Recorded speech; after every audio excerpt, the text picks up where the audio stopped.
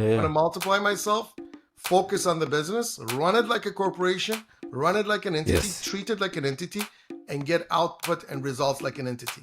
Okay, here we are once again. Welcome back. Thanks for listening. Thanks for tuning in to another edition here. I'm excited about this chat, man.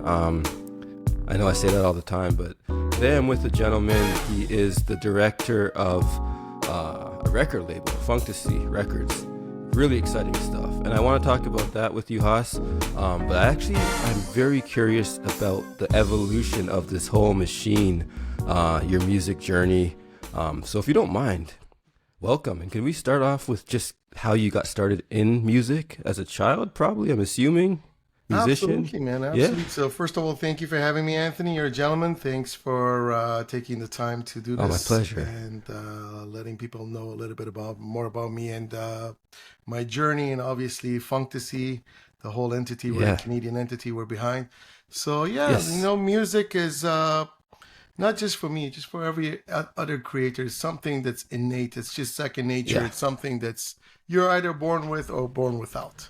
Yeah. So, I first decade of my life, I grew up in Iran in the Middle East, and I was exposed to, I don't come from a very professional musical family, but I come from a music-loving family. So everyone from my mother to my uncle to my grandmother, we appreciate music. They did dabble with different musical instruments and especially singing, so I was exposed to that. And I came to Canada, after in my early teens. And I remember my first day in school, my first lesson was music lesson. And that's something we were deprived of in Middle East, a music course in, junior high. And I remember all the music instruments were taken, so I was stuck with the girls playing the flute. So that's my musical journey in Canada. Nice, and good start. One thing to another. It was the early 90s. I had a teacher that I'm grateful, my grade 9 teacher, Mr. Ingram, that an older gentleman, bless his soul if he's around, he was way ahead of his time, man. He was dabbling with MIDI and digital technology in the early 90s. So 90s, wow. Yeah, my knowledge of MIDI was greater than my knowledge of English at the time. So wow. Thanks to him, yeah. And that's how it started, man. Like, I fell in love with electronic music. I love taking advantage of technology, and I love to dabble with new concepts. And, young soul, young energy, passionate about music. Just would get lost in the whole musical dream and musical living of every day. Yeah. It's one of those things that could really fuel your childhood, like the dream of whether it's becoming a big star or just creating constantly or jamming in a garage with your friends. It's just like if you have that inclination towards music, it's just one of those things that could really help you through the childhood. And in a lot of cases, music helps youth to sort of dodge other distractions and things that could get in the way, trouble and all that other kind of stuff too. But that's really interesting that you were dabbling in MIDI in the early 90s, because I'm trying to think. I know for a lot of us, MIDI didn't become a thing until maybe 15, 20 years after that. It was late 90s with the whole emergence of dance music and MPCs and all that stuff. It was late 90s. MIDI really took shape. Plugins started to come about. So we're talking early 90s. We're talking about Ataris and as a doll, Still MIDI was not big with Atari. I think MIDI was created by Cubase Steinberg. So then they came out with Cubase. I remember Propeller had the Reason. Fruity Loop. Fruity Loop after. Okay, that was after. Reason and Rebirth. That's the one I'm looking for. Okay. Rebirth was just this crazy couple stacks of 909, 808, and 303s. Yeah. And you had to program one note at a time with a mouse. And that's just, I think that was just the beginning of MIDI and, the whole digital evolution. And especially with dance music, after the 80s music, dance music, house music. It all came together. It took shape, and it founded its ground by late 90s. Yeah, true. I guess that makes sense. And I guess it depends on the scene that you're in too. But yeah, I guess in that EDM, house, dance music scene, it kind of emerged sooner.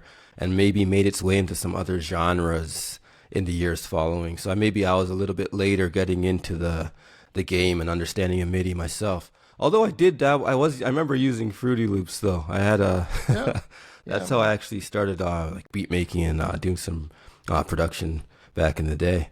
I That's don't know if you cool, remember man. Cakewalk. Cakewalk was the thing Yeah, before Fruity yeah, Loops and Cubase. yeah, yeah, Way yeah. back when. It was a good time. The beginning is in a way. For sure. Um, so you're playing flute. Did you stick? You didn't stick with flute, No, did man. you? I No, see no, some no, no, cool no. instruments behind you. So I'm lazy, man. I like easy instruments, man. I okay, like to have fun with the instrument.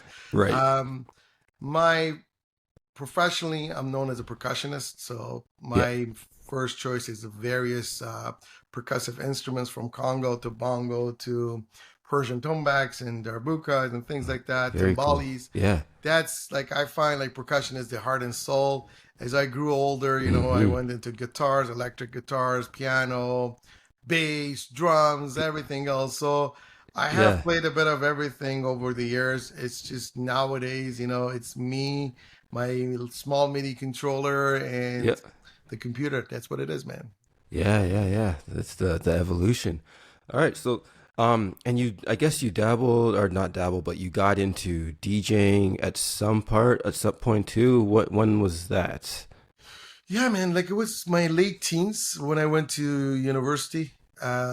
The little Okay. shows in pubs. I actually, with my broken English, I was running a couple of radio shows at University of Oh, Ottawa and nice. Carleton University in Ottawa, which is the capital of Canada.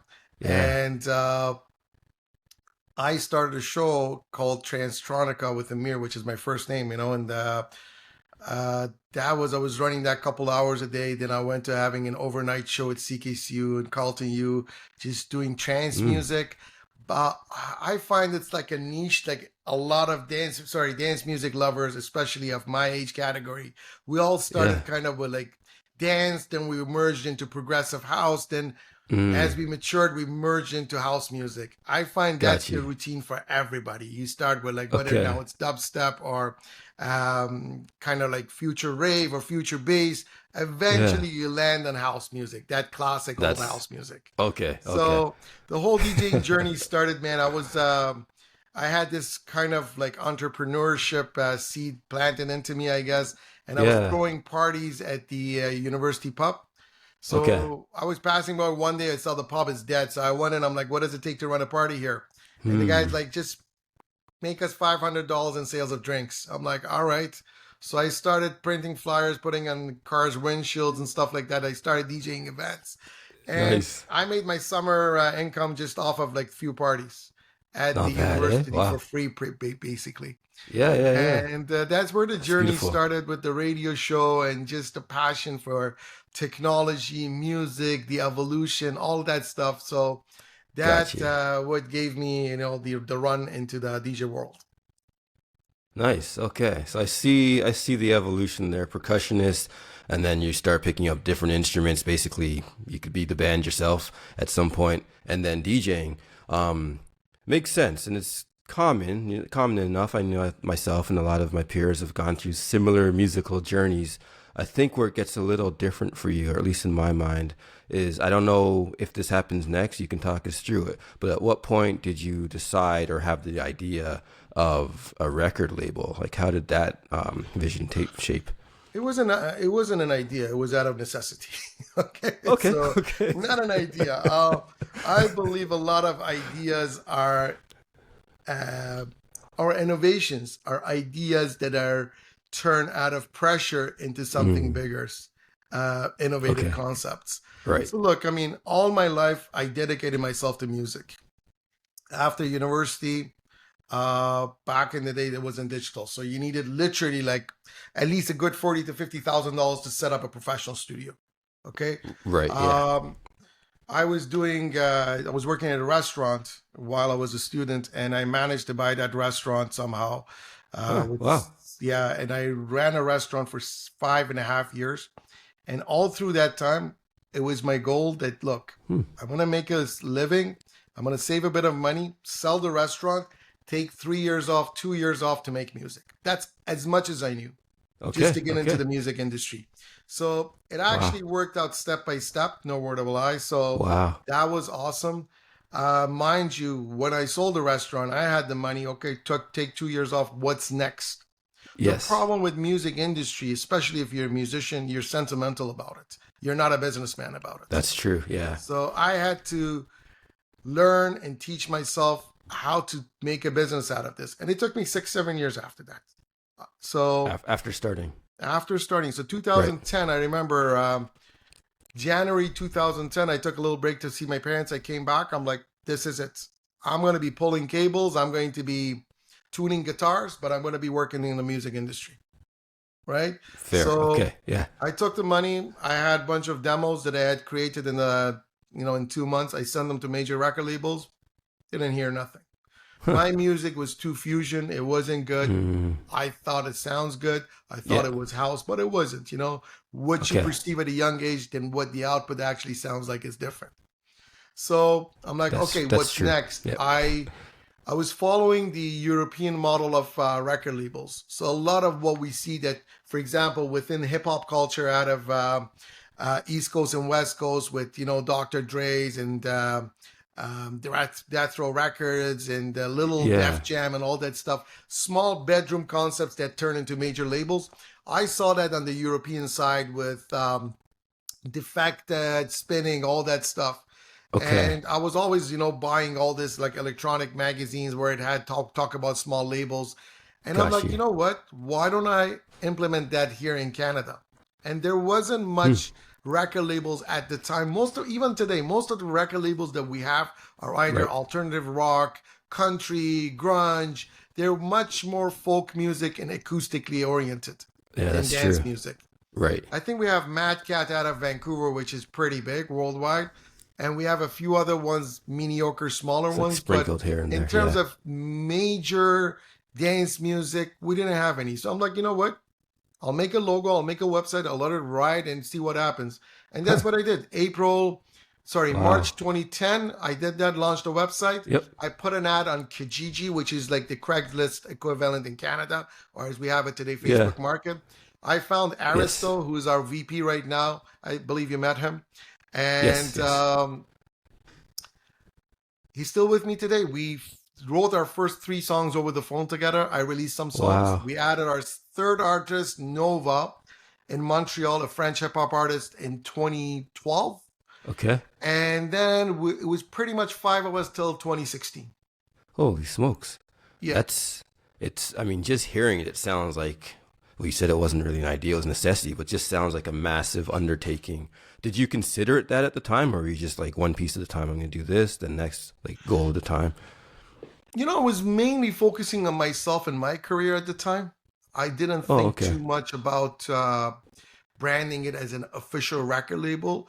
So the few guys Got that you. joined it was like a little mini posse, kind of, hey, let's work together. Let's just have some music out there, support each other. It wasn't really in the Got you. sense of a record label that, hey, it's an entity, it's a corporation. That's why I Right. incorporated this company in 2016. And I said, you know what?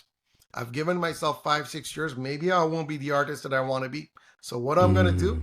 I'm going to multiply myself. Take a chance. It's like buying a lottery ticket, right?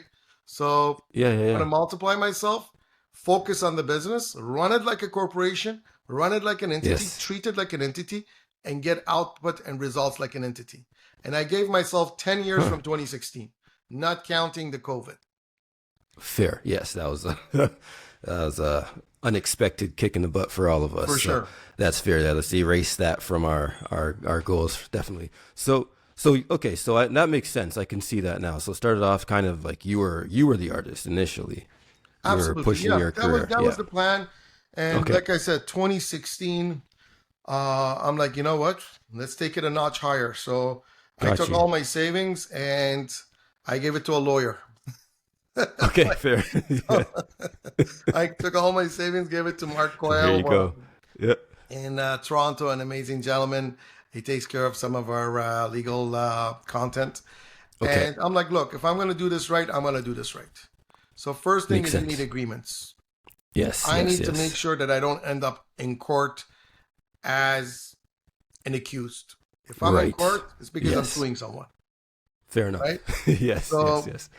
that's the first thing I did. I invested in that, then revamped everything, came out with a new logo. What you see today is basically what we did in late 2016, early 2017.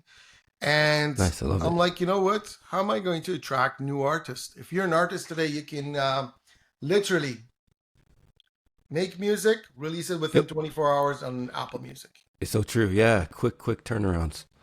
So for me, I was a little bit tech savvy with computers, and I said, you know what? What I'll do is I'll start making our website a little bit more SEO friendly. So for that, I started few blogs, hired a couple writers.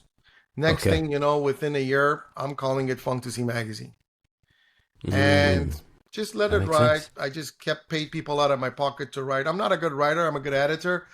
With the concept creation and stuff, that's my specialty. But it's, when it comes to writing, that's Nice. not my strength. So I let the professionals take care of that. And fast forward to 2020, it was our Yeah. biggest year for our magazine. We started interviewing A-list artists. The articles we were Wow. writing were somehow, in terms of good content, showing up at the top of Google, people reaching out to us. So Wow. COVID was the time that I'm actually grateful when I look back now, because Yeah. Yeah. Yeah. I don't know if you feel the same way. You feel like 3 years of your life just went by and you just went to the next step of your life, more mature, more gray hair, maybe a couple pounds more, Yeah. but at Yeah. the No. same I. time, There was a lot. There was. It was a good time in a sense, like how you're about to describe it. I think of just being able to, well, for one, reassess where you are and do all the little things that people weren't doing, and make some big moves. And also, access to people was very different too. And I have a feeling that might be a part of the picture, because I know you mentioned in 2020 you started getting like A-list celebrities. Was that, do you think, directly because of the pandemic, or was that just the direction that you feel like you were going anyways?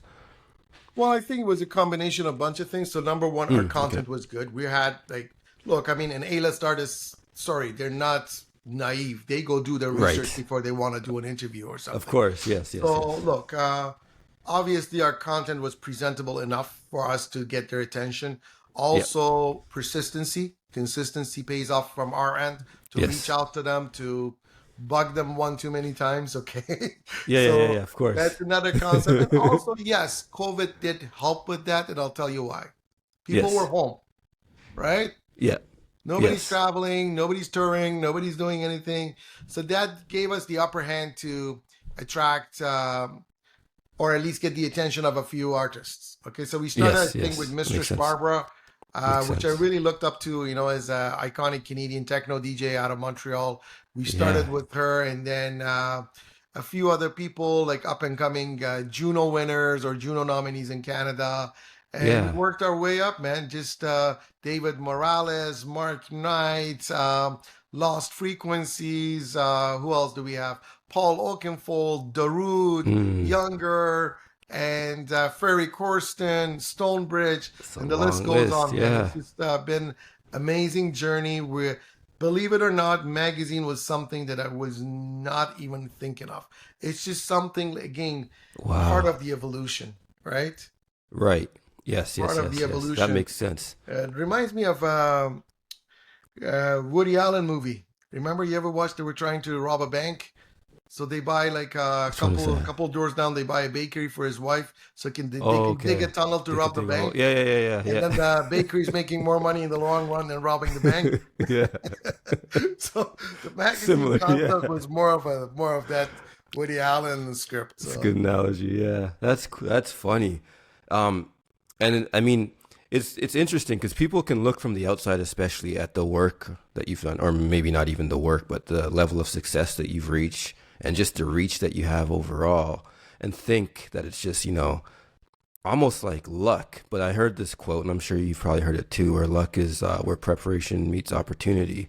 And what you Totally. were describing is that all the things that you were doing, especially because I mentioned leading into the pandemic, and having access to these artists, but everything that you were doing already was kind of building towards that. It wasn't like you reached out of the sky and all of a sudden you were getting to do these different things and connect with these people on this level. You were pretty much already right there and ready for it. So I just wanted to point that out as a part of the equation, because sometimes I know we say like it starts with a dollar and a dream, but there's a lot of work in between that you need to put in to be able to get to the opportunity and be ready for it when it comes. So yeah, I just kind of wanted to point that out. I have a question for you, and this is a little bit, I want to jump back to the evolution, but just as a creator myself, I know you said that there was you put yourself out there as an artist from like really from like 2010 to 2020 to Yeah, 16, yeah. something like that.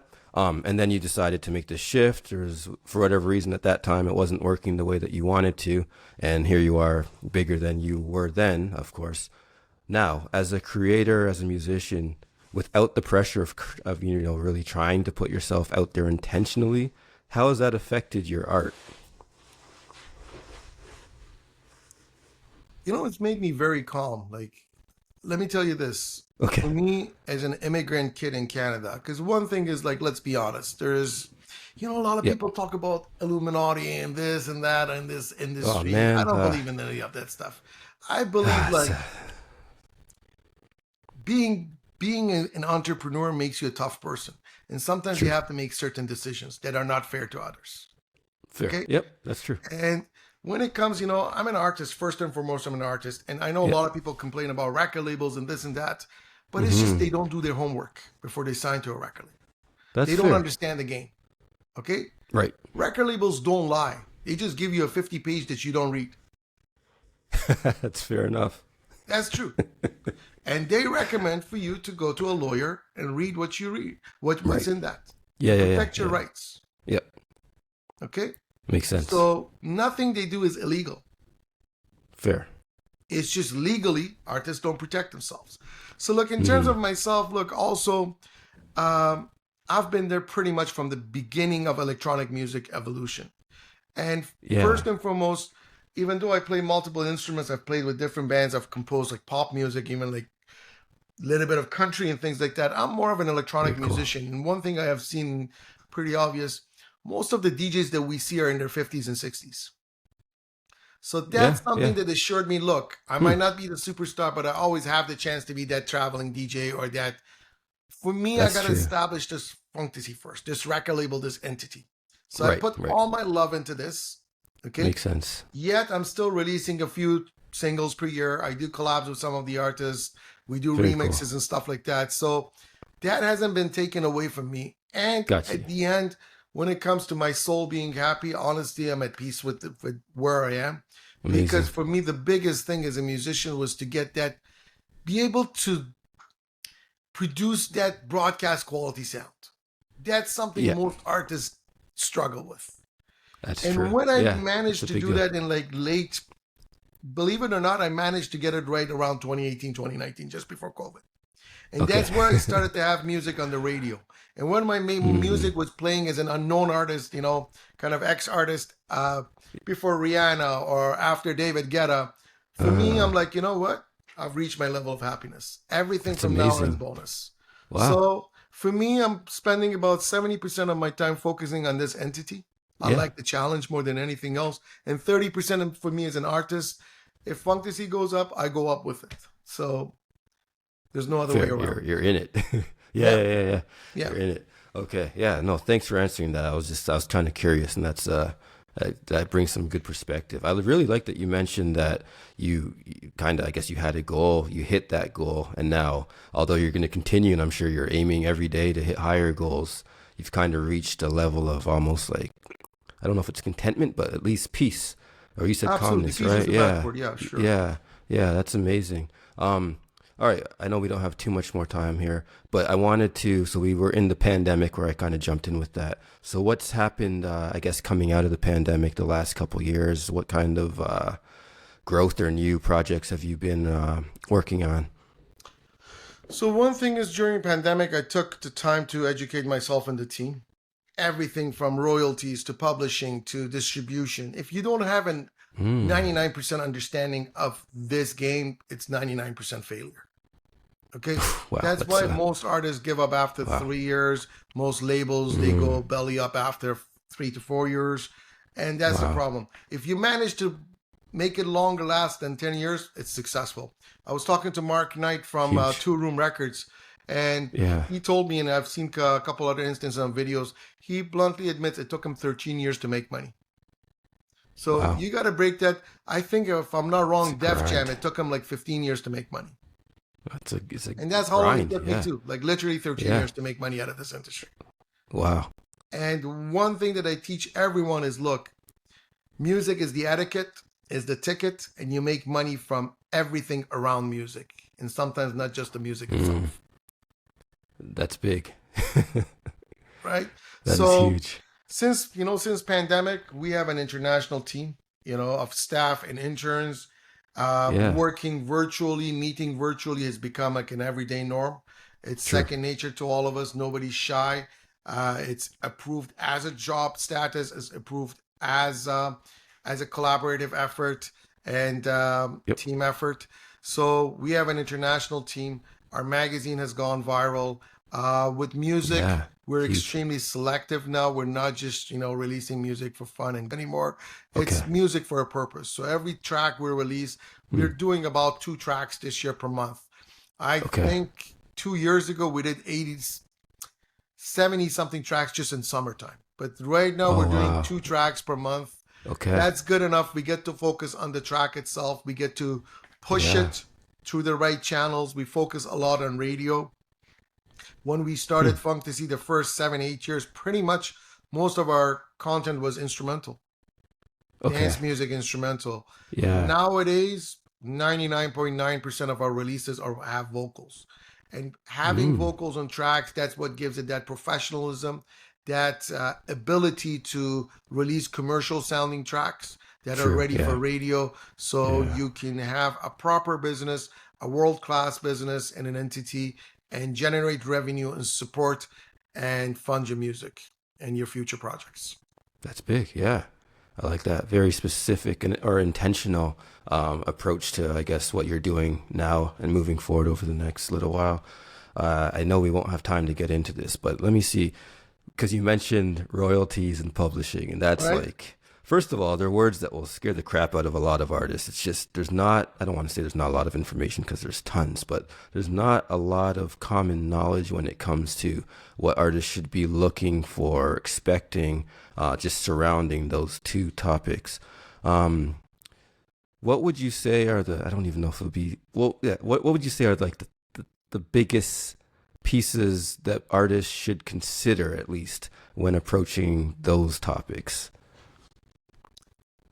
So look, first thing first that I say, like it's relevant and irrelevant to royalties is Okay. I'm still a big believer of radio.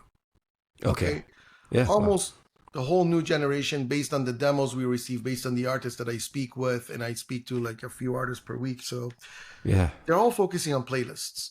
I know playlists are great. Mm, Okay, but right. put it Right. this way: every award out there, every funding out there, every grant out there, still relying on stats from radio, That says it all. Wow. right? Yeah. Yeah. Yeah. Grammys, Billboard Top 100, Top 40, this, Junos. It's all mainly radio stats, Wow. Okay. right? Yeah. Yeah. Yeah. So, and remember, if you get your song on the radio, it's almost about $2 per spin on a commercial radio station.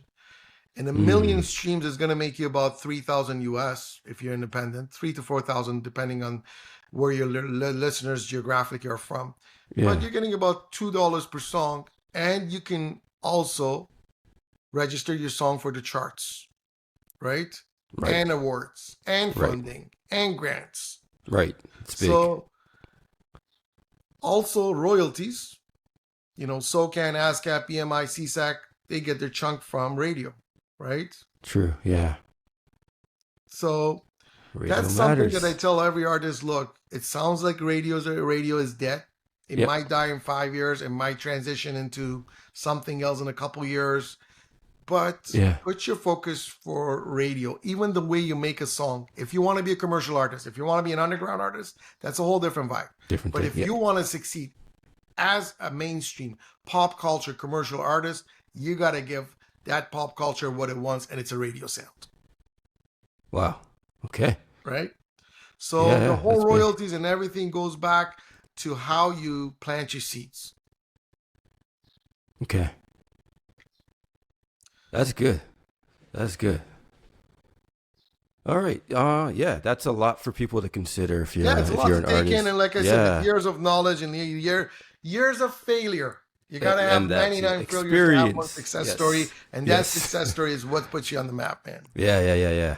That's amazing. All right, I'm gonna let you get out of here, but I do want to ask. Well, before I let you let people know where to find you, um, as far as the label goes and like taking on artists, is that something that you're still doing? And if so, what kind of artists should be reaching out to you? Absolutely. We welcome all sorts of artists. So the beauty of Funktasy is, look, we're not just a dance music record label. We're a country music record label. We're a Multi rock music genres. record label. Nice. Yeah. The crowd today, the young crowd, the listeners, the fans, they're smart today. They love That's a all sorts fact. of music. Yep. Yep. They don't discriminate, they don't stereotype, and they don't isolate various styles of music, genres of music, just to listen to True. one thing. No, they're smart. True. So Yep. we got to think and deliver for the fans. Right. So we have a variety of genres that we cover. Obviously, again, we go more for that radio sound or festival sound, depending on the genre. Okay. So we welcome all artists. We work with the artists. What we're looking for is not, we're not looking for that final sound. We're looking for that demo, a concept idea Okay. that has room for growth. Mm. And that's where we come in as professionals, as producers, as A&R, as agents, as engineers, to take it from 6 out of 10 to 9.5 out of 10. Nine and a Big. half out Okay. of 10, it's out there ready to go. And the rest is team effort and luck. Yeah. A little bit of both. Yeah. So we welcome Amazing. everybody. Everybody can find us. You just type in demo submission. I think we're in the top 3 in the world on Google. So you go Huge. to our website, look under the record label demo submission, demos at funktasy.com. So our website is Funktasy. We're on Instagram. We're our magazine. We have pretty much a daily article out on our magazine. We have an amazing team. My Yeah. website is Hoss Music, hossmusic.com. You can get in touch with me. I love to network and I love to meet people, and I love to hear about failure and success stories, man. Yeah, amazing, man. Yeah, I really appreciate you taking the time. And My yeah, guys, pleasure. definitely check him out. Check out Funktasy. It's all your content online is absolutely beautiful, from the website to your socials, the magazine. You set the bar really high. So I thank you for chatting today. I really look forward to see what else you come up with as you Absolutely. continue to grow and evolve. But yeah, thanks so much, man. Absolutely. And I Appreciate just it. want to say a big thank you to you too, man. I know, like, it takes a lot of effort to run these podcasts and years of investment of your time, your sweat. So, man, like, we need people like you. Don't ever close the shop. Like, keep going. We love it, man. I love your humbleness. I love your Appreciate it, man. gentlemanaged manners, man, and you're down to earth. And we love to see more content from you. And keep going, man. Anything we can do, let us know. Appreciate And it, man. Yeah, we'll definitely be we'll doing be some right more. behind you, supporting you, man. I appreciate it. I'm gonna try this. I hope I don't mess it up. I think it was a quote: "Hands up, reach up high, touch the sky." Sound Yeah, hands familiar? up, reach up high, touch the sky, man. That's All it. right, let's go. Sky's the Let's limit. go. All right. Thank you, man. Appreciate your Pleasure, time. Anthony, man. Thank you for having me. Yes, sir. Take Thank you. care.